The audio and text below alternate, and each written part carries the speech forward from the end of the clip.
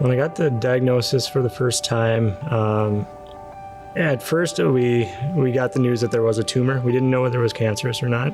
And actually, it sounds weird, but there was a sense of relief.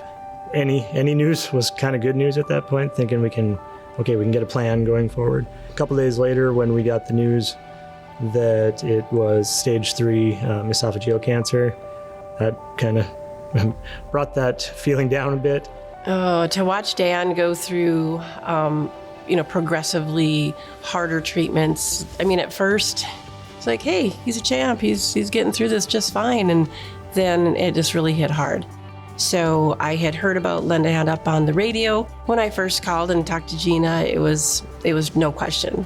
This was who was going to help us. When I began treatment, it didn't take long for me to have to stay home from work. I had daily treatments for radiation, and then everything was just wearing me down so much that I couldn't really play with my kids anymore.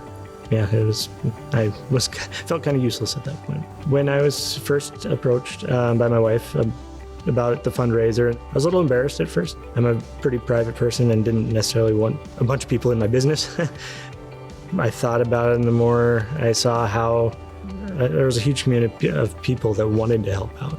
And I realized how much that could help my family. I mean, take things off their plate that they were struggling with. Provided us that one central site that we could direct people to, if they wanted to donate. When the benefit was organized, it was just overwhelming. The amount of people that showed up was far exceeded anything that I could have ever imagined.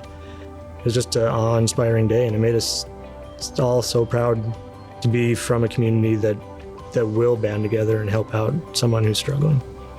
Dan's profile online, strangers would go on there and donate money and donate items for the auction. People we didn't know.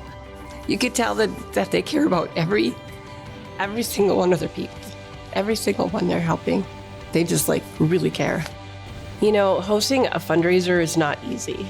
It's very overwhelming, and I think a lot of people might just say, well, I can't do it. Forget it.